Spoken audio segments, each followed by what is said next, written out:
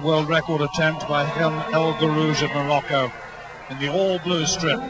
Two pacemakers, William Tanui of Kenya and Robert Kibet of Kenya, and I wonder whether there'll be a response to Nyen's fine world record over 1,000 metres, taking Sedko's figures away in Rieti just a couple of days ago. 1:62, that's Robert Kibet. William Tanui, 1:61, is also there, former Olympic champion over 800 metres, leading through El Guerrouj. Steve Brown. Well, given how fast El Guerrouj has run this year, I think this is well within his capabilities. As long as we have some good pacemaking, he will want William Tanui, who's in second place at the minute, to take him as far as he possibly can. We saw El Guerrouj have a good attempt at the World 3000 record the other night in Brussels. Just came up short, really. But he ran 4:48 in Gateshead last year in pretty average conditions, 56.7, good first lap, nice and even pace, nothing silly. And I think that El Guerrouj, well, you should never say that people will break a world record, but certainly within his capabilities anyway. Well, let's just tell you who holds the world record. Noradin Morsali set that in Paris in 1995. The figure stands at 4 minutes 47.88. He's just inside on that first lap the Morsali schedule, although on an even pace. Probably just a little bit slower than that, but he is a class act. World record holder, the mile world record holder at 1,500 metres, sitting now in place behind the two pacemakers who've got to work very hard. They're looking to get him to 1,600 metres in 3:48, which would mean that he would have to run only under 59 for the last 400 metres to break the world record. So if he can get there, then clearly the world record is well within his sights. Certainly is, Stuart. It's a weird distance though, the 2000. There you can see a slightly slower lap there, 1:54, but still good schedule there. It's ahead of what Morsali was running, but Morsali didn't really run an even pace for us. He ran 2:21 for his second 1,000. He really speeded up in the second half of the race, and I think El Guerrouj will want to run it differently. So let's not get too carried away with comparing it with what Morsali was at the same point.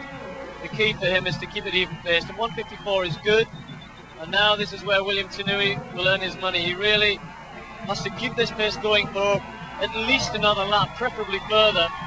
And El Guerrouj then will be able to reach the bell, having not had to work too hard, and that's the key. And then hopefully he can pick it up on the last lap. Well, the race once again is a demonstration.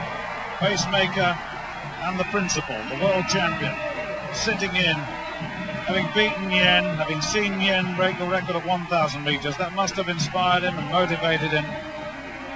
And with 2 laps to go, 2:52.21 at 1,200 metres, so he's on schedule, certainly. He's on schedule. Look at the pace. I mean, really, Tanui's really blasting out down the back straight there. He's really working very hard, as you said, Steve, and El Guerrouj is responding, and that's good. When Morsali broke the world record, this is the stage of the race that he really took off. He really picked up the pace, and unfortunately for El Guerrouj now, he's got 600 metres to run on his own. You're really caught between good mile pace, which this is, and running an extra lap, which you'd like to have really run a little bit slower. Now the crowd are getting behind him. That's going to be very, very important here, because he's got nothing behind him to push him. He's only got the clock to run against. And let's just see where he gets to at the bell. Morsali in the world record was 3:52. He's going to be certainly inside that. Well within the record schedule that was set, but Morsali ran a brilliant last lap. Yeah, Morsali ran, what, 55, but this is inside world record schedule for El Guerrouj. And he's still gaining in strength and stature down the back straight. This is talent. He's now 50 metres or so, perhaps more, ahead of the rest of the field, being led by Benson Koech, but that's another race.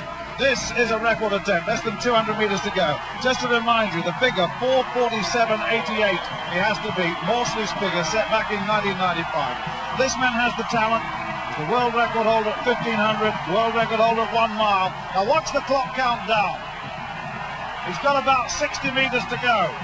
47.88 to beat. He's powering his way to the line. It's a brilliant, brilliant run.